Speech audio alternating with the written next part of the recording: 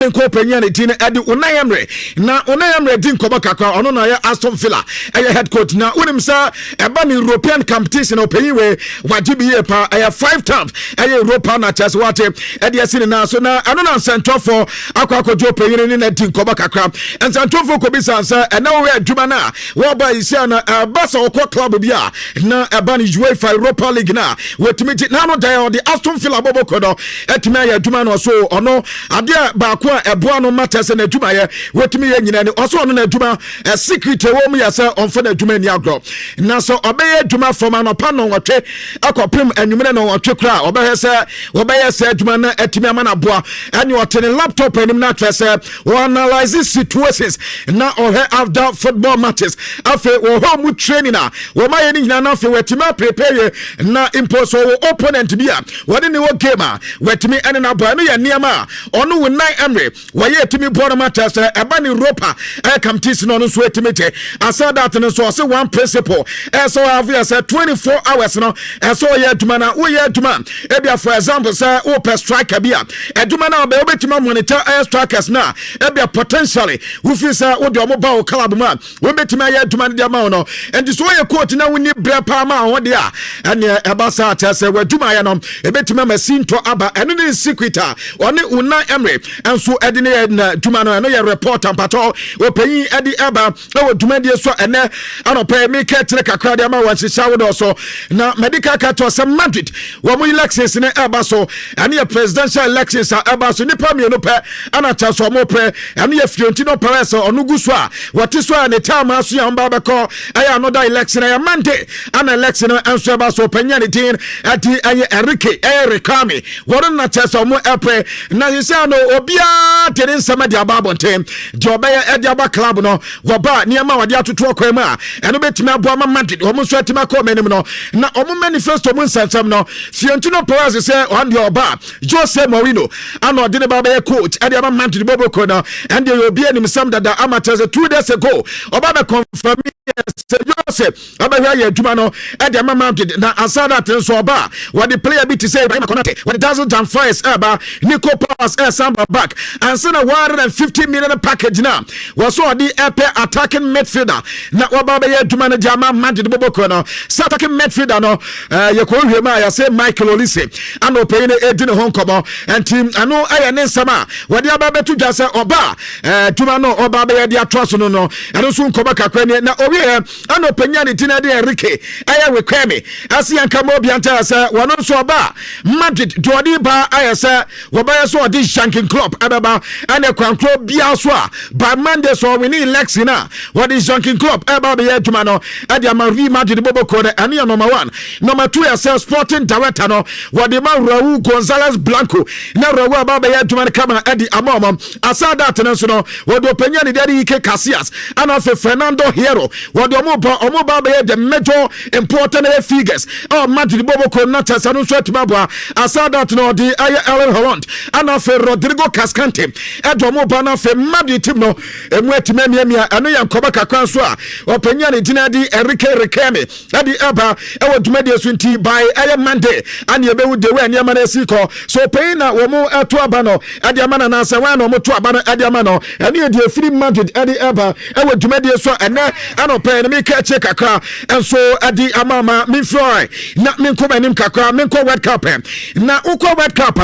makato se Germany and one castle tobacco esan so mo star boy ba kwa koda ba kwa wo bia wodidi esa koda ni mpopo ene nan say wo hwa Bayern Munich esa kan akoda kitwa we woni mpo ni boye pa ni tin Adelinent Cal na akoda no wo mede na ko World Cup call up na akoda ne ka ho training no mo ye ne yesa brante no akwa akonya injwe na ni injwe na wanya no entime ma akoda ne entwa so esa kan from Germany man into no wo makata akoda so omra fe na fe wo mo ma akoda ba kom na mesem na eno ya brante ne de Asan aye Odrago wono no mo de na ba 20 years ana akoda no so anya small boy danger and we small out small in ana cha so mede akoda no so eba na wa ba ye dwuma ne ede ma Germany na setme no yankoba kakwa so a eba e wo dwuma de so ene anopa mi ka che de ma bata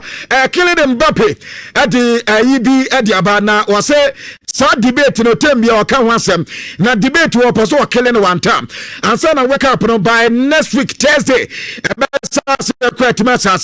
It's answer when the man for Bisano, Ronaldo, idol, winning Messi, Esia can win number one club, when opportunity, any Ronaldo, Abubo matches maybe France against Portugal. Sana who see who's our two players, Abrantesi and Camobian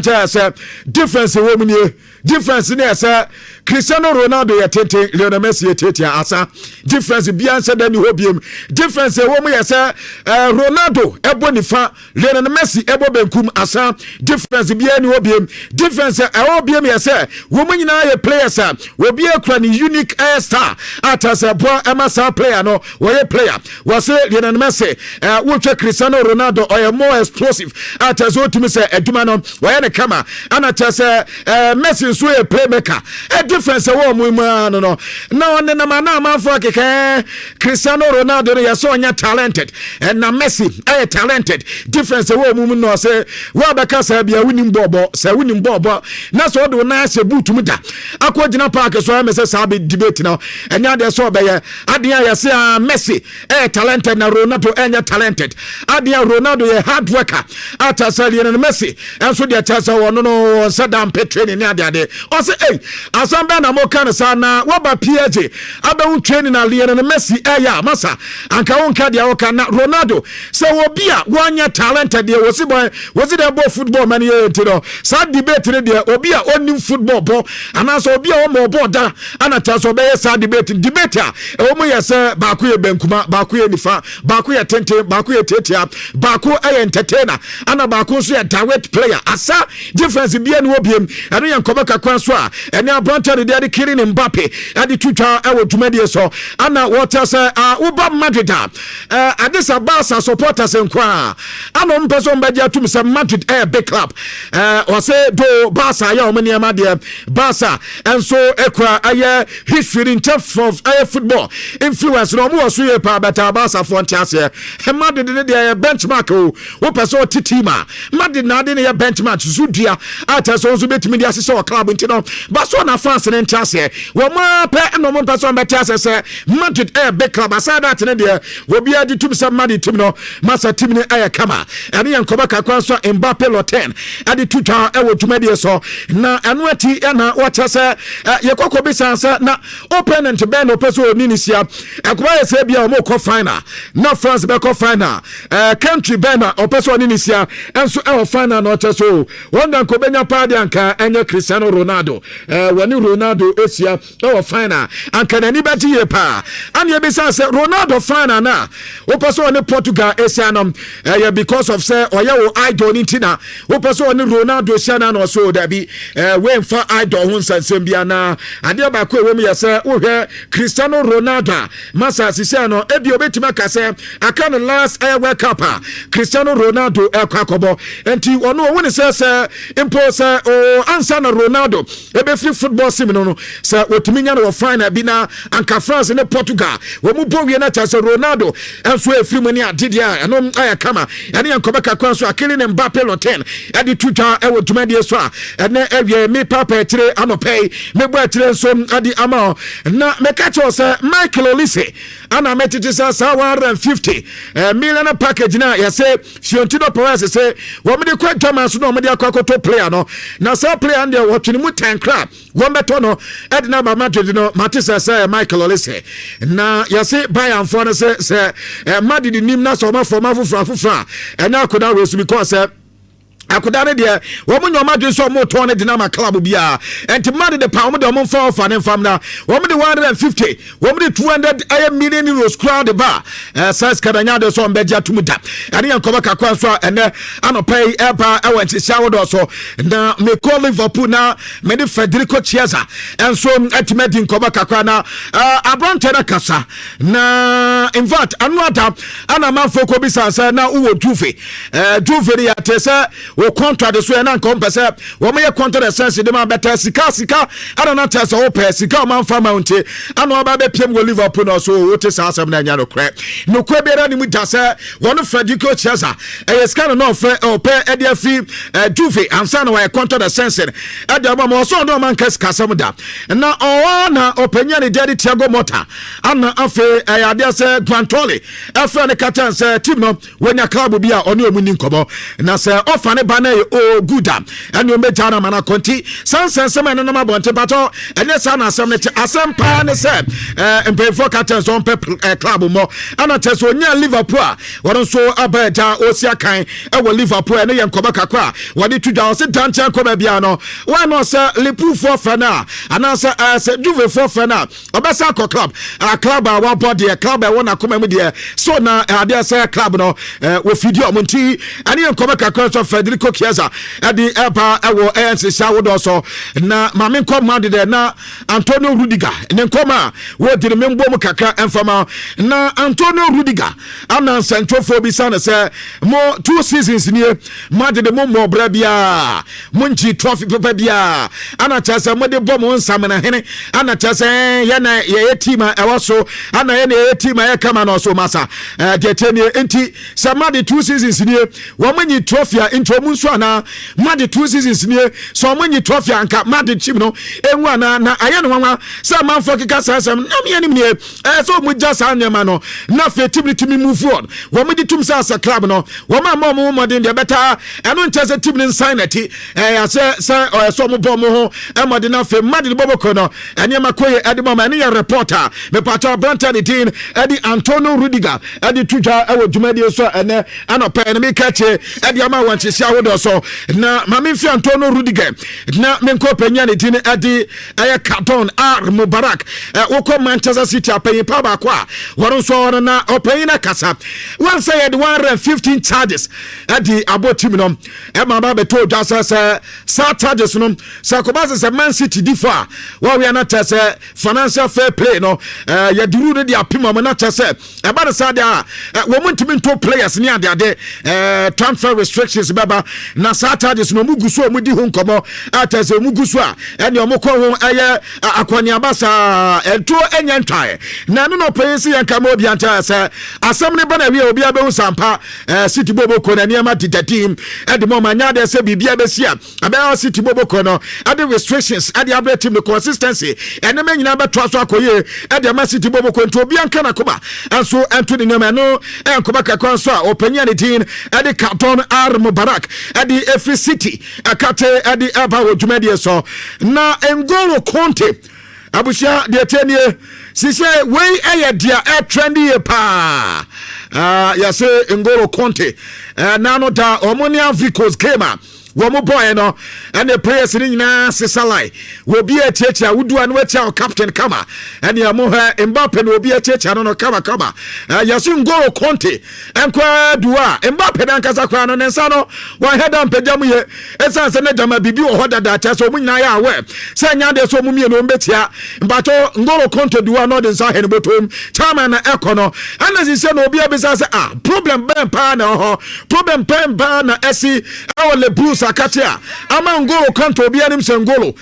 anyo obi a opekasa N'Golo nyo obi a tasa wope 120 no ansa na bibi besi sa de amafo creative ministry to say ebi anata sa ebi Mbappe asabonye de elintina N'Golo Conte sa de ndi cha brante no anya report free France adi eba by Monday anasa tina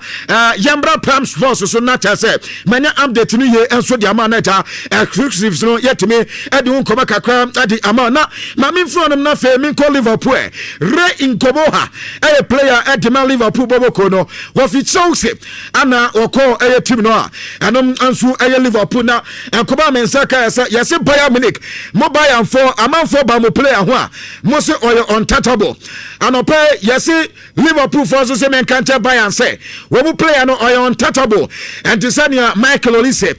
untouchable no re inkoboha enso untouchable ntise wo Bayern madwen pass omo pa brantan de omo nto madwemo anya de so omo Liverpool boboko no eja brantan de ama Liverpool ene ye reporter eja eba e wo dwumade so ene anopa mi ketre ediama na away from that na ma min ko Iran na min ko din koma kaka medical to say na Iran boboko no ana say Iran man no wake up ma qualify no mbe bezi awo US na enam omo ni US ntokwa yinti no besi na sa agreement no omo ntima nrete ama FIFA Infantino mo eni Iran man ko kasai eni omo football no federation ko din komo omo ma dia tum say omo kwa pitch omo camp e Mexico e ho no mbeko but answer no betimi aba US no mabobo matches ni bi ho no ade so munya visas na mu aye ten ediama Iran players ne say we betimi nya visas abebo opportunity na maba US abusia reporter na no pay e ba ya say US for na my players no bia visa na visa na me ama na temporary one o maka to mo say world cup no mu wi a one day kromu ni ho wo mu world cup na ene obi amun ketem amfa da ni nche aye ni krom o mo pa say asem bia besi na akwakofa ha obi ade aba enti Iran players ne de ni amete say wo mo enso ama mo visas but our visas ne de ya say we dey restricted ones upon and yadi ama Iran players no and the World Cup won come kakra and now pay eba e wo dwumade so na ubeka last week me baba kato say Mason Greenwood player Fenerbahce boboko no wo muso munya Mason Greenwood a wo pep na new president where say elections no muwie no mato aba ediama no yo panya ne din ade hakan safi na papa no say wani abrante na rie na agreement no omarete agreement be no ne Mason Greenwood arete so contract ne till 2030 na that means say a 4 years contract and omede ma abrante ne de Mason Greenwood and charges Branta no beja tumna afensu no wombeto aba enso dia ma opanya ne din ade hakan safi wonya ba ya pa ade akoda no enso be kono akwa adwuma no adi ama Fenerbahce boboko no ya update mensa eka ewo dwumade so a ena no pay no mebo akire kakra adi ama na away from sansensam no mamenko Vito Osimhen na Vito Osimhen player yeso ko Chelsea ni ade a ena Chelsea for ni din koma sa sisia no manya new head coach na opay ni baba ya adwuma adi ama so coach obey no wonya striker bi obetima ya adwuma no in a person of Abranta de dinadi Vito Osimhen ebetima boy pantanka be anka Chelsea mpayefo no he sanko obetima nya Abranta no enom aye one atase omunso edi ho ankomo sankomo na nya ntwan eno no pe mekwatia yesi Barcelona boboko no eme se yamomo option sanka be ankomo ntu so Abranta de din adi Vito Osimhen but yesi Barcelona fo wogidi ye pass Abranta we de do ball no nim ni ball but our player power wo mu hia na pa de eno ye Julian Alvarez no mu hia no wo bu ogide se so mu nya Julian Alvarez ene ne manyina be kama enso ade amomo eno ye Jamense ka e wo tumade so na no pa medi amount se ekoma se bia Julian Alvarez de na anya ya ansa na bia so me Vito Osimhen wo mu so atima Vito Osimhen eno nkoma kakwa ja medi tudwane na Kylian Mbappe se Ronaldo ne idol better player wabuano amu asua niema pi Radamel Falcao Kofi Garcia Serete wase Radamel Falcao ama buani ye pa ne tam AS Monaco wase den tam na Falcao fade out and na Falcao pe player obetimi ababa send books num ananso obetimi ababa ye tuman kama de ma Monaco boboko no and Falcao ni din komo bebre na ope attention ye pa and disana Muso ya Mbappe obi abode di Mbappe was one player wo su ade di fi ni wo pa Radamel Falcao and team anu ya Mbappe and koma kakọ no so di tuta anu tese 2022 World Cup na ya kwa no was say game na omo ba on pese obekọ akofa sa clip no kwa no ahwe say odu ba bi na omo yi 2022 sa game na omo France for last game na omo boy na nyame anim ni on pese obehu kra because sa game ni de omo pa what is always a game now? Our king demons at the manor and Tom Paso dear Tom Nintomunko after wake up here and at us all because I saw do wake up final. Nanya Manko and from a pass adium was saying any pa Rando Colo money and Kobo Bon Fanto Manatama Pupuni 20 other and what a Branton say Sa Omo Fan and Tim Biano say oh who no car pass or Makosa Fana 2022 World Cup na in fact any ye pa no reporter Mbappe edi eba e wodwumade so na abrante ne dedi Curtis Jones yatete sa abrante no ekọ na okodia Italy ana tesa abrante no enso kona wakwa kosi akan na anona abrante ne dedi Federico Chiesa se abrante ne dedi Curtis Jones ebi sansa sen ana Italy city na Italy kama na woni na bo nkomo pi ama tesa abrante na tene ma se okwa o didie pa se obetimi apa mane ma nso akwa ne reporter mensa enso eka wodwumade so na mamenko AS Monaco na mini nkoba kakra sisi omene Barca wievie ansu o mawie ansu 40 11 million o mbenya tua na loan deal ano no mo performance ansu anya ba wie wo bo tesa ansu man 40 ba no ene manyina ya kama ede ema AS Monaco boboko no na the way Brantensi born ball any goal so ha so sisa no atwa see am next season ansu ba kwa dia sisi a manya new head coach in a person of Fire Luis the officer Felipe Luis aduma no ba ba no ene man so betimi akoyem ede man so 40 nti wo manya tua 11 million no ede ma ano anso nkoba kakra eja mensa eka ewodwumade esu ne na mayanko World Cup na World Cup no we players womo so ewo aye aman mienu mu aniafo mienu we ewo man we mu na omko World Cup no you about by 6 players emu baako aya branche ni dini adi aya gwela aya dwe wono Africos ana aya dusaye dwe enuanu mienu no baako de board ma Africos ana baako e board ma France ana wo Naki Williams ono board ma Ghana ana ni nua Nico ebo adi ama aya Spain afa wo Derek Lucasen wono board ma Ghana ana wo Brian Bobe wono so board ma Holland enti Ghana for wo 2 ewo ho ana okọ Scotland wo mu abranche ni dia Jan aya Sota wono ebo adema Scotland ana afa Austria ukọ ni nua aya Harry Sota anso ebo edmomo afa okọ Lucas Hernandez ani to Hernandez ani afọ mi no bara omanyina ebo anso edema France Juren Timber ani ni nua aya Quintan Timber wo mu bo anso edema the Orange Team Netherlands afa okọ abranche din adi Lauros aya Dote ana afa aya Dore aya Dote wo mu Kevet anuanu mi no wo mu so ebo ho ana afa okọ Kurisawa wo mu abranche din anso adi Leonardo aya Bacona ana afa Joinho aya Bacona wo mu nyina anso 2 players wo mu so board ma Kurisawa ateso mo ba World Cup intino World Cup die eniafo wo mu so ebo ana tese enano pay market kakra anso adi ama bata quick one ma menye we wo Chelsea na jem fancy reporter mensa kanie guy ke ho akasa wo so Stavon Lian no he marketing hazard the pardia in fact omo bobo no Stamford Bridge in the times wo munya sa enough aye eniama no afa na samba bag because Sabrantan fa ball na so ye aduma na tumi se supporters nyina so de ema tumi se de nyina aye kama ade ema toss bobo konti o didi ya pass akoda we se nyepra no ye okay pardia aduma na obeye de ema toss na no so ebe kama pa enom aye reporter ja mensa eka e woduma de so ene no mebwache kakra edi ama enso e wotos nti ma yemfa enkofa ma so sem no emfansi na fe yenya kwanya na yemna medin komo pi ewo eye fidie mu ha na ye the weekend edition of Nhyira Power Sports eni afen wa twani ya bato woko eye YouTuber na odo comment na ba na metima kenka kakra edi ama ewo yen hihia hodo nyina so na atimi abo Jude ba for ha ana Joshua Holotu enso ewo ha chese wo mu nyina ba na yatimi edin komo na enso atimi ayekama ewo yen hihia hodo so